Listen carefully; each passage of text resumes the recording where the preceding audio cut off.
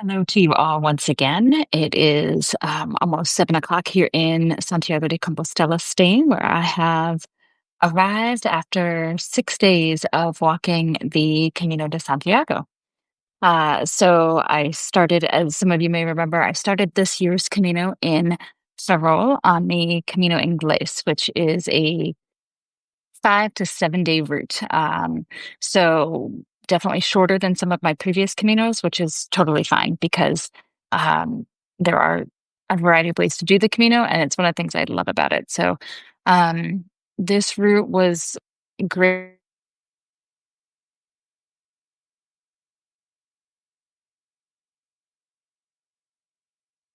That it's a quieter route than the Camino Frances and the Camino Portuguese.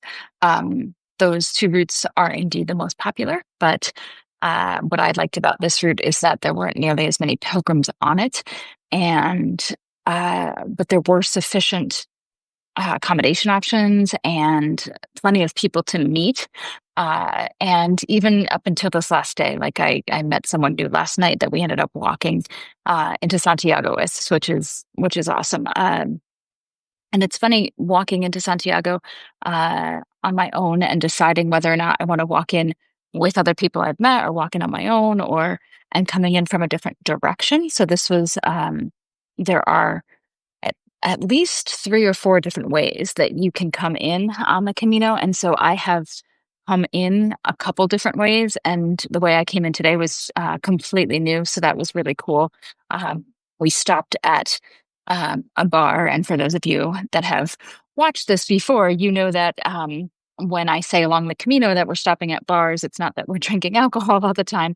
It's that we are more likely stopping for breakfast, stopping for coffee, things like that. Because the bars here in Spain are for all of that stuff.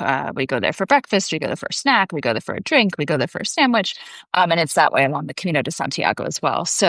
Um, so yeah, I started out on my own this morning, which I really liked. It was nice and quiet to start out. Today's the final day of my walk on the Camino de Santiago, this year's Camino de Santiago, on my own. And one of the things that I like about that kind of surprises me sometimes about Spain, but I really like is that the area of Spain I'm in, which is Galicia, that's the name of the province, it is nice and cool in the morning. And so it was, for those of you in dealing in Fahrenheit, it was like 58 degrees maybe this morning when I left. And I had about 16 kilometers or so to walk. So I left at 7:30 in the morning on my own. And I knew some of the folks that I had walked with previously were still in town behind me, but since I'm a little slower, I kind of wanted to start out earlier, and I knew they would eventually catch up to me. And that's exactly what happened. I walked for a little while, stopped at a bar for coffee or something. Yeah, for coffee, and then there were a group of five of us who had about. We still had about 2 hours left at that point to get into Santiago. Some people in our group were trying to get into Santiago in time for there's a 12 o'clock pilgrim mass that some people try and arrive in time to go to that. But I usually don't like to, um, put any pressure on myself to get into Santiago by a certain time. And usually this time was different because usually I only stay about 10 kilometers out from Santiago because I don't want a long walk in. I don't want to feel exhausted when I finally get to the cathedral and all that excitement. Like some people come in and you can just see they're just they're excited, but at the same time just completely drained. And so it was just so yeah, coming in with that group of five, it was great because we got to the outskirts of Santiago. And one of the women in our group said, I want to stop here. I haven't had a break yet. It was a bar for a drink. And some of the guys didn't want to stop. And I said, I'm going to stop anyway. And we all ended up stopping and we had a great time. And the bar itself, as some of you may know, on the Camino de Santiago, you get a stamp in your Camino credential. And they're very easy to get. Every restaurant, hotel, church, tourism office, everybody has a stamp. And you need the stamps if you want to get your official I did it certificate at the end of the Camino. And so if you want to get that certificate, especially for the last 100 kilometers, you have to get 2 stamps a day. And so we stopped in there. And one of the things that I really like to do is if I um, depending on how busy the bar is or something, or the tourism office or whatever, I ask about the stamp. And this guy told me his daughter designed the stamp. It had a beautiful detailed drawing of the cathedral. It also had the St. James Cross on it. It had a couple other things that I'm not remembering at this point. And then he also told us that we were going to have, as soon as we turned the corner from his bar, we were going to see our first view of the cathedral. And so it was just, to me, like so many things on the Camino, it was like perfect timing that we ended up stopping there. This guy told us, "Oh yeah, you're going to see your first view of the cathedral as soon as you turn this corner." And we were still, it's one of the things, you think, oh, we're here we got to Santiago, but you still have a little bit of a ways to go to actually get to the cathedral. Um, but it was pretty cool. We took some pictures from a distance and walked in. And again, another thing that I really liked about this year's walk on the Camino Inglés is, since there are um, a fewer people who walk this route in particular, and since we come in from a different direction, it's a quieter way to come into Santiago. If you come in on the Camino Frances this time of year, or pretty much most of the time between May and September, it's going to be a lot of people, and it can sometimes feel like a parade. But on the Camino Inglés, since there's not nearly as many people walking that route, it was really nice that it was quieter this morning, and it was us and some of the people we had met along the way, and we made our way in to the big square in front of the cathedral, and just kind of pause there. There were a lot of people in the square. We probably got there around like 12:30. Usually I like to get in there at like 9 or 10 when there's not as many people in there yet, but it was still, even though there were a lot of people, thankfully the really huge groups haven't started coming in yet. I mean, sometimes groups come in and they are like singing and they're cheering, and to me it just kind of, I mean, to each their own with their experience here on the Camino de Santiago. But for me, I like coming into the square and just kind of standing there in awe of what we have just accomplished. And I'm going to tear up here again, even though I have walked into Santiago. This was my seventh time walking into the city. I've only been here once by car. Every other time I've been into the city, it's been walking on the Camino de Santiago. And for those of you that know that I've done like over a dozen walks on the Camino, you may know that not every Camino has to end in Santiago. So even though I've walked over a dozen times, not every time did I walk direct to Santiago. So that's why it's the sixth or seventh time going into Santiago. So it was a beautiful experience to arrive. We were kind of all just standing there stunned, just looking at the cathedral for a few minutes and just kind of taking it in. You can no longer go in the front doors of the cathedral like you could when I did my first Camino 12 years ago. But it's still an impressive, it's still just amazing to stand in front of that cathedral, realizing that you've walked however many miles. In my case, we walked maybe 70, 75 miles to get to Santiago. Other people have walked 500 miles. Other people have walked over 1,000 miles. Or people that left their home in France, in Belgium, and in Portugal, and wherever. Like, there are people that literally walk out their door and walk to Santiago de Compostela. So, but all of us are there in that plaza in front of the cathedral. So you've got people that have, maybe walked at a minimum 60 miles to get there. And at maximum, like, the sky's the limit. I've met people that walked from Slovakia to Spain. So it's just incredible to be there with this group of people, some of whom some of whom you don't because you weren't on the same route with them. But you're all still sharing this incredible experience. Like, you all had the same goal. And so even if you weren't walking specifically with these people on their specific route, there's still this sense of community on that plaza. And I know plenty of people that have been tourists to Santiago de Compostela. And that's the first time they saw pilgrims walking into Santiago. And that's when they decide that they're going to do the pilgrimage walk to Santiago de Compostela. And actually, one of the guys that I walked in with today, that's exactly his situation.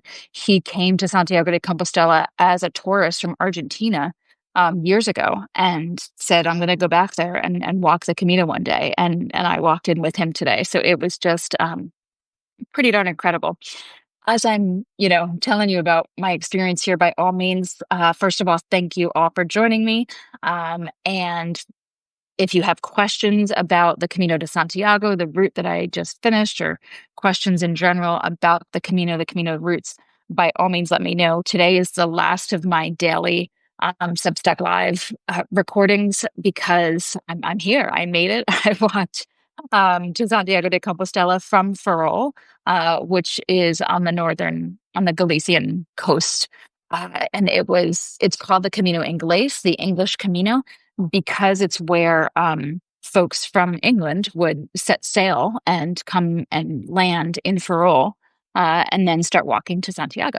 And also people that were sailing from Norway, for example, would also land in Ferrol. So that's why it's called the Camino Inglés. I had a client who walked the Camino with his daughter, and one of her first questions during one of our first calls, because we were talking about the different routes and which route they would take, and I was talking about the Camino Francés and the Camino Portuguese, and she said, how come all the routes are named after countries? And this was a really valid question. Like, why is it called the Camino Francés? It does start in France, but it's where the Camino Francés, it's where a few of the routes from France all converge in one town. And then, so all those people from those various parts of France converged in Saint-Jean-Pied-de-Port and then walked from there on what is now the Camino Francés to Santiago.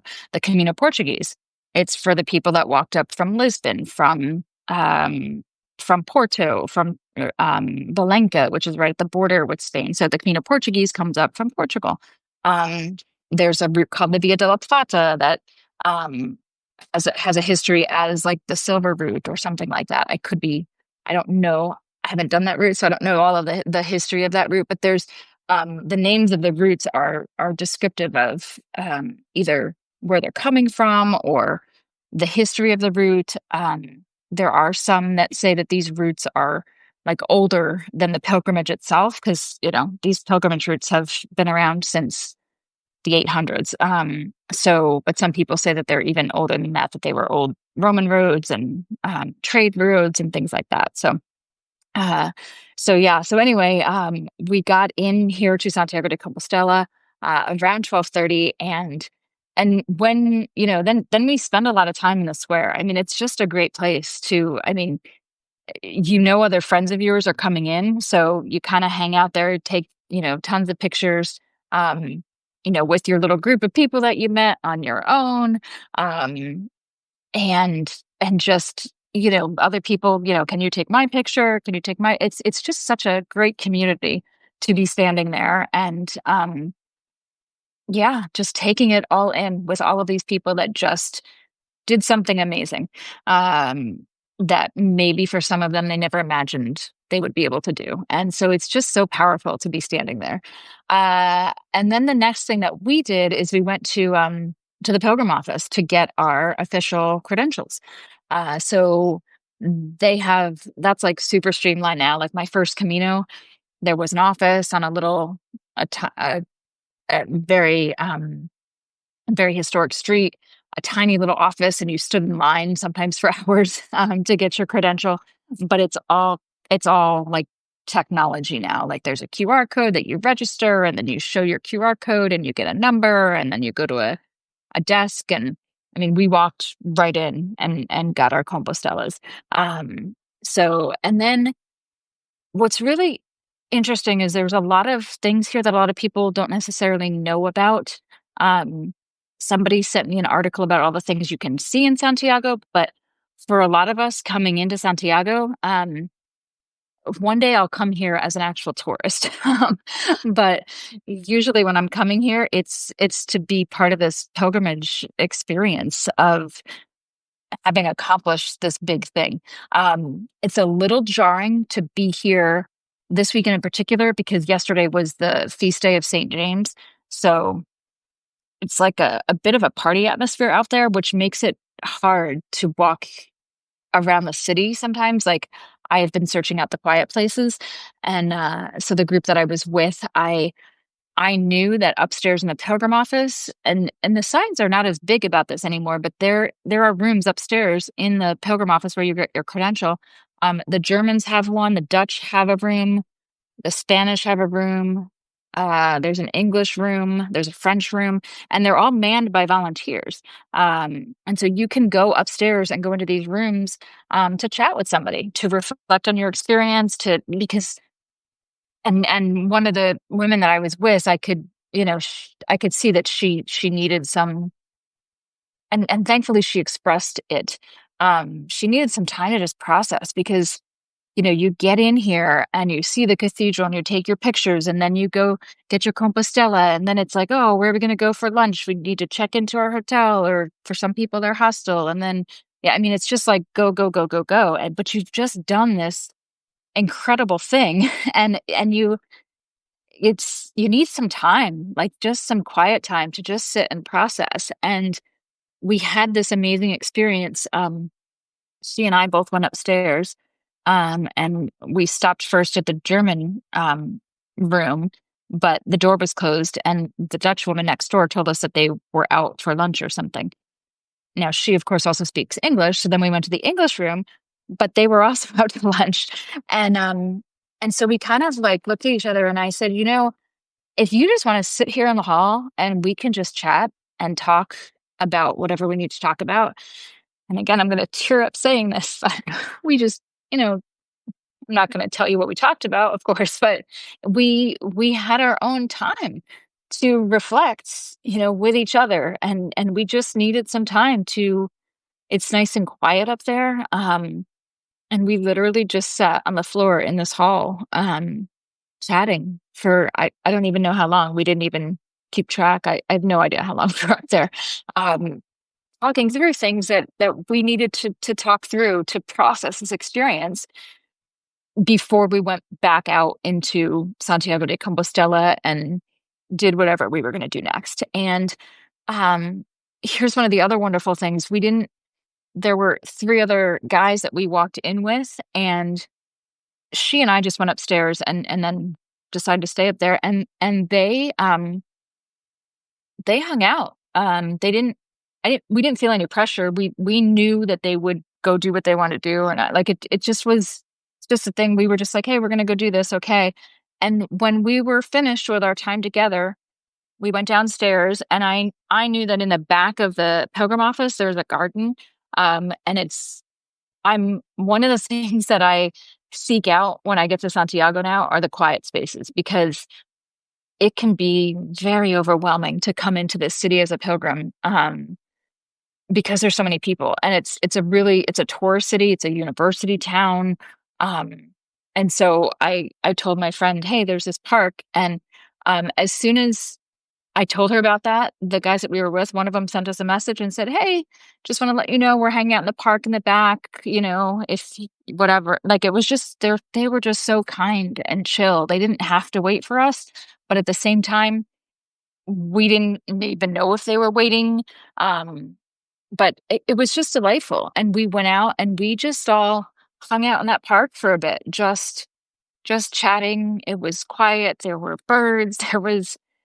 We were just laughing at various I mean, one of the guys, it's been a running joke about, the things that people bring with them that they, never used or won't bring next time necessarily. And he had a pair of binoculars that he said he only used 3 times. And so we've been saying, let's get out the binoculars and see what we can see. And I mean, we were just like, looking at leaves with binoculars. It was just so wonderful. Like, because in our fast-paced world, and what's the next thing, and I got to go here next, and I have this appointment, and my phone is ringing for this whatever. I try and turn off my notifications, but the point being that when's the last time you just stopped and looked at a leaf on the ground? I mean, it was just, and then shared it with somebody, like, oh, look at this, oh, you should look at this. And it's just it's one of the many things I love about the Camino is that I stop to do things that I forgot about, just taking in what's around me. And so we just had a wonderful time just hanging out back there until whatever. At some point, we decided, all right, let's go find a place to eat. Um, and that's another thing. We're in a tourist town, so we knew we didn't want to head into the streets that are super super busy. And so one of the guys, did a quick search and found us a place, and we, of course, had to walk up a hill to get there because this is the Camino de Santiago, and it seems like every time, every town's on a hill, anywhere you want to go always seems to be on a hill. But so we laughed about that, and we got up and had lunch at this wonderful place. It was so nice and quiet. I had to laugh too because he didn't know it, but it was actually a vegan place. But he just looked for a place that was in a certain price range that had great reviews. And one guy in our group is vegetarian. So it really, and the rest of us were like, yeah, sure. I mean, for those of you that have been to Spain, vegetables are not necessarily something that you find very easily on a menu. If you want ham, you want bread, no problem. But vegetables are a little harder to come by. And so it was just, so yeah, we ordered our vegan fare. And it's funny too, for those of you that know Spain, we got there, we didn't have a reservation. I think it was like, it's about 2:15 or so at that point, which is again, lunchtime here in Spain. And the woman said, well, she said, we've got a reservation. Can you guys eat? Can you guys be finished in 45 minutes? If you can be finished in 45 minutes, we can sit you down. And of course, me being American, like, we can eat and run. That's, no problem. But here in Spain, like to sit down for lunch for only 45 minutes is like, why nobody does that? Like if, I mean, it's just lunch, especially today. Today's Saturday. Like nobody sits down for lunch for 45 minutes. Like you're going to go to lunch, you're going to be there for a couple hours. So we said, oh yeah, we can do this. We can be done in 45 minutes. So we had our lunch and it was wonderful. Oh my gosh. I forgot how, there's some things I miss living in Spain, and really good vegetarian food is one of them. I'm not vegetarian, but I like that cuisine. And it's one of the pros of being in a big city is we can now expand our palates a little bit as opposed to on the Camino. And the food in this region is great. I mean, if you have to like fish and that kind of stuff. But anyway, so we just had just a great time, just the five of us kind of reflecting and just catching up, or just it was just a great way to experience Santiago. And a very calm way to experience it, because I will tell you, we then split up and went to our respective places that we were staying. And just across from my hotel, there's actually like an amp, and these people were singing with a microphone. And I'm like, oh my goodness. Thankfully, the windows are really good in the hotel. Like, and as soon as I went in and closed the door, like you can't hear it at all. And I also have stayed in enough Spanish hotels to know that I want an interior room. I do not want a view of anything on the street because the street is loud. So last night when I made my reservation, the guy told me, we only have interior rooms, and I'm like, yeah, that's exactly what I want, please. I don't want noise. And so yeah, and part of the reason that it's so loud here at this point again is because yesterday was a feast day of St. James, which is Santiago is St. James for those of you that don't know. And his feast day is on the 25th of July. It's a holiday across Galicia, across Spain. He's the patron saint of Spain. It's like a big deal. So the kind of festival continues. I don't know what's involved tonight. I hear there's fireworks again tomorrow night. It was not my intention to come in. I forgot that that's the time of year that I had planned to do this. I am not one for huge crowds. So I didn't realize until a friend of ours was like, "Oh yeah, you're going in time for that," and I was like, "Oh my goodness, no." But hey, I'm grateful to be here. Period in Santiago. Um, so again, for those of you that joined a little late, today is the culmination of my 6 day walk on the Camino Inglés. I walked into Santiago de Compostela earlier this afternoon after walking just over 70 miles or so. If you have any questions about the route or the Camino or anything like that, feel free to jot them in there. I have maybe about 5 more minutes that I will kind of keep telling you about my experience, but am perfectly happy to answer questions that people have. So at this point, now I'm finally in my phase where I can probably like go out and face the music, maybe literally. But thankfully, I'm with some people that are looking for a quieter experience. So um, there's a lovely park here that has a great view of the cathedral that I have never been to. And so even though I've been to Santiago numerous times, um, it just depends on how long you have and what you want to do. I mean, some people literally just spend their time here hanging out with these friends that I mean, literally, I have people. I mean, one person I only met 5 days ago, a couple of people I met, I don't know, 4 days ago. I mean, two of the guys I walked in with, I met on my first day, and I didn't see them again until yesterday. Um, and I walked into Santiago de Compostela with them.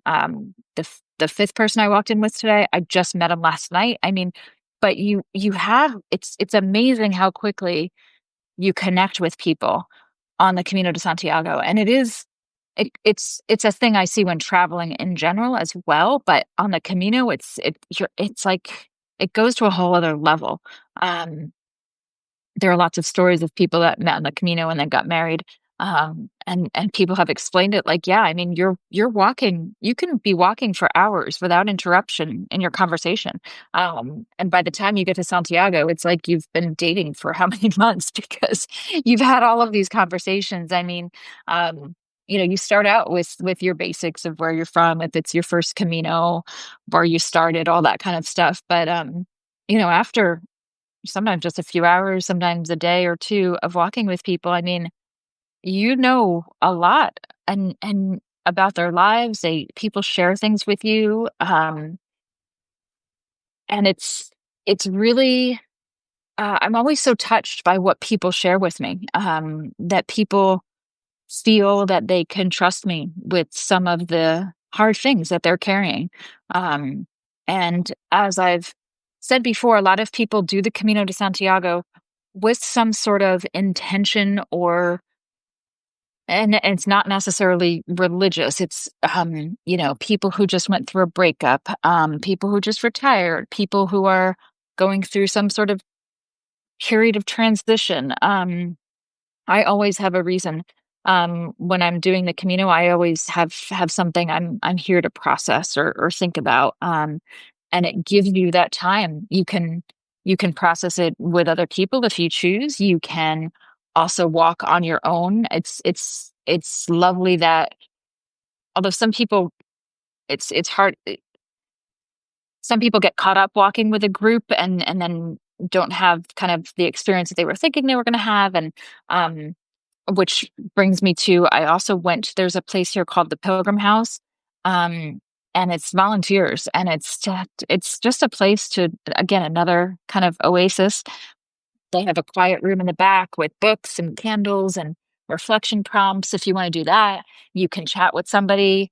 Um, if you want to, you can.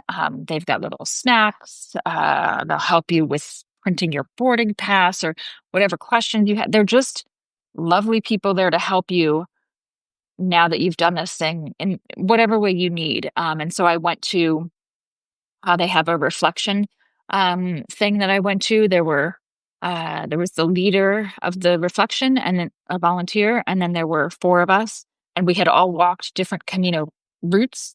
Um, for two of the people, it was their first time. For the other two of us, we had walked Caminos before. I mean, it was just it was a nice mix of, in this case, it was all women. The volunteer led us through a great reflection, and I was just really happy to be able. It's called the Pilgrim House, and I always go there after my Caminos to kind of process everything that's just happened. So yeah, so there it is, my last live directly from the Camino de Santiago. But as some of you that follow me know, I do a Substack live, usually with a guest, every Wednesday at 11 o'clock Eastern time. Next week, I have Maria Seca, who teaches Spanish for the Camino. And then I have coming up Hannah Maris, who walked, I forget how old she was, over 60 for sure, and did the Camino Primitivo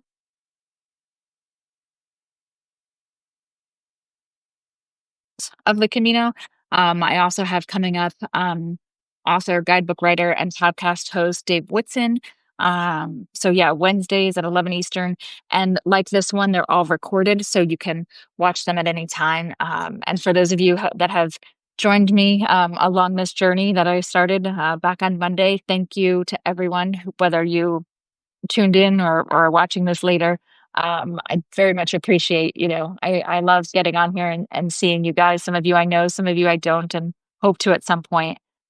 So yeah, and if there's any way I can support you in making that dream of walking the Camino de Santiago a reality, I would be honored to do so.